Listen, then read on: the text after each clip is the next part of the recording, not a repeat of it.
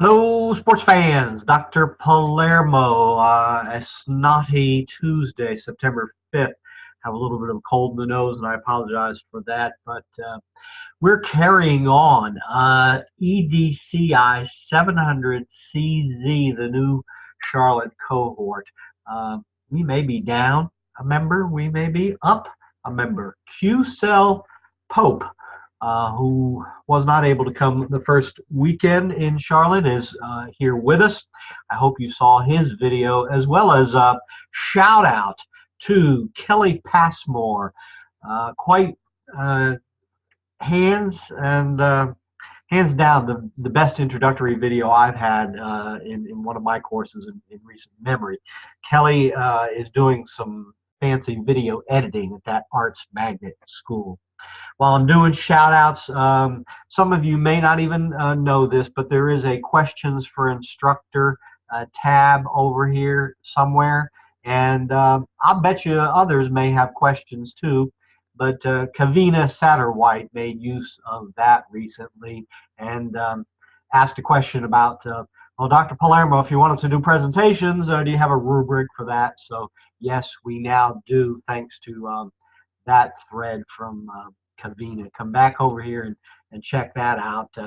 Shout out to those two ladies for taking advantage of the course shell and forcing Dr. Palermo to do some work. It's week 2, so what's up this week? Well, there is a new documentation that we're doing, and let me come back and talk later about the clinical experience log. You're going to start keeping a log of the collaboration that you're doing to support your evidences and to support your other work in the EDCI program. So we'll come back to that. Your text readings this week are Mindset and Morgan. Now, read chapter 1 and 10 in Morgan if you hadn't already. They are very brief. That's the stuff that I went over as I was shouting and trying to make a point in our brief little mini lesson on Morgan, whatever day that was, back there in August. That was Morgan, chapters 1 and 10, and read that if you hadn't already. Mindset, part 1. This is a neat little book. It is not specifically about education, so the one feedback or the discussion board prompt is going to be about if you were going to adapt the mindsets that Naisbitt and others suggest need to change, what might they be in education? Oh, I'm thinking things like I really started out my profession with the mindset that only some kids could learn at high levels and be successful, but some kids could not. If we have to shift, or we are shifting to the mindset that all kids can learn, not just some, or no excuses, maybe those would be mindsets that I'd add to my education list. But anyway, that's not the key readings this week. What I really want you to do is spend some time on the comprehensive needs assessment training materials. Now here's one link to some of them right here, but there's a whole bunch of others over here on the left-hand toolbar, including some that I loaded there way back when from my work in Wake County Public Schools. So let me go there and show you that stuff first. And then it comes back to these training materials, this 25-page document, which really, if you go through that, will show you exactly what you need to do. Oh, by the way, look at this APA citation. Author's name, last name, first initials, and author's name, last initials, brackets, date of publication, the title. Only the first letter is capitalized, and the rest is not. That's the whole title of the book in italics. Is that right? Sage Publications is that's your publisher, your publishing place, and the period at the end. Lots of periods. Period here after the title of the book. Period here after the author and publication.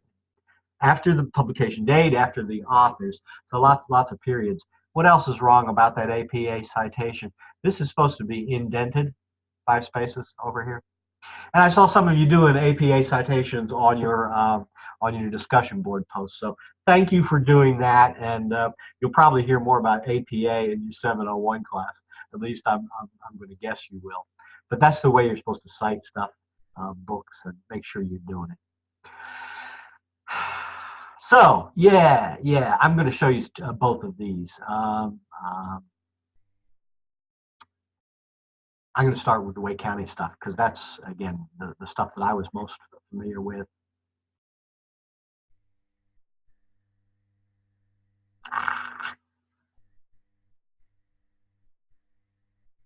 You're not going to be able to see that. Alrighty, let me see how to move that away here.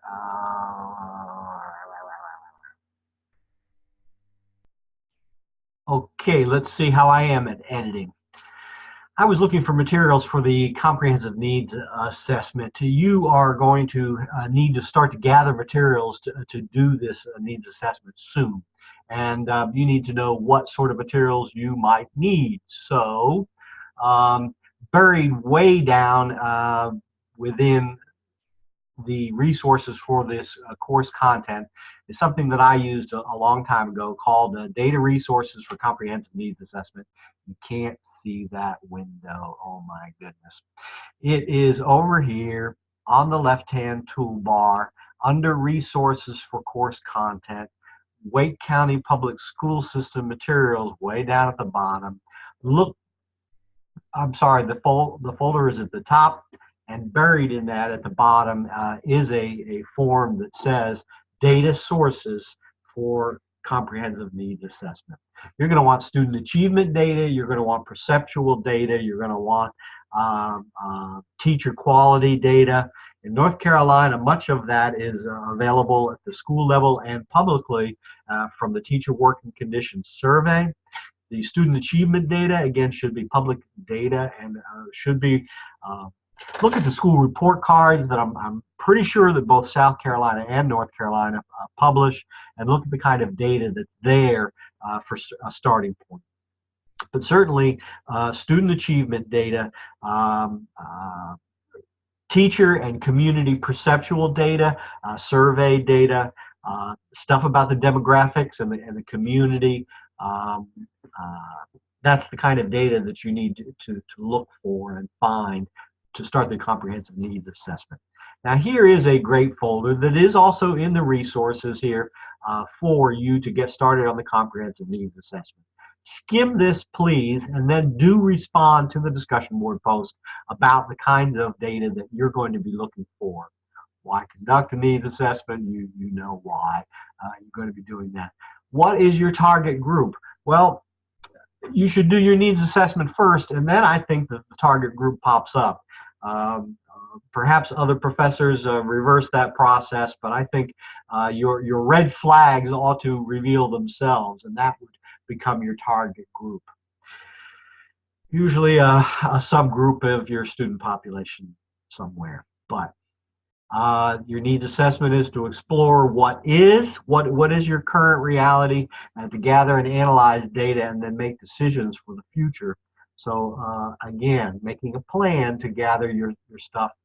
That's what you're doing right now, and you need this week to make your plan, start to gather your materials. Here are tools that you can use when you're collaborating with folks to explore root causes. And also steps for analyzing that data. So again, exploring root causes, needs, and effects, and you'll get to that part later, but this one comprehensive needs assessment resource is this is a good starting place for you. And do respond, please. What kind of data do you think that you're going to need to gather? Now for mindset, I have closed one discussion board post, but I want you to think about Naismith and the trends that he talks about in mindsets. And would you delete any? Would you add any? Again, if the focus were education specifically. Again, I'm going to be making tweaks and changes to the text facilitation guide, but most of you have been assigned either a chapter in Morgan or a book to read and to present on. We're doing that mostly on November 3rd, but some on September 22nd. And here is the schedule. Here's the facilitation rubric that Kavina asked for, and I whipped up pretty quickly, so we can talk about this. But I want you in that 60 minutes to be clear about what it is that you want us to learn by the end of the hour, to align those with teacher leader standards. So try to help us learn some things that will help us in our jobs. Make sure that there's active learning and opportunities for collaboration. Use technology if you can, and incorporate trends, educational, economic, and social trends that are emerging, and that you're reading about in your other textbooks, right? So that's that part. Now, something that's going to be new is this leadership log, and if I can do this without blacking it out. No, okay. I need to open this in a separate window and then share it with you. But let me tell you the big picture first. Throughout your coursework, you're going to be completing evidences. Most, not all of the evidences require you to collaborate with folks. This is a new log that is going to be supplementing your work. It's not different or new. It is new. It's not different. You have been asked in the past to document your clinical experience, the work that you're doing in schools. This is going to be a more formal log. And you should just start to document the hours that you are spending meeting and talking with your colleagues about your evidences, about the work that you're doing.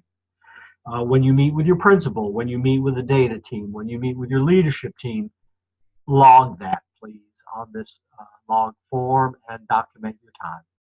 At the end of each semester, I think that we're going to ask for these logs, ask for the your site supervisor, most likely your principal, to sign on that, and we'll submit them to TaskStream. You'll get more information about that later. I'm still learning about it, but again, documenting your clinical hours is going to help throughout the program. It's definitely going to help at the end when you're writing that reflection and impact statement on your program.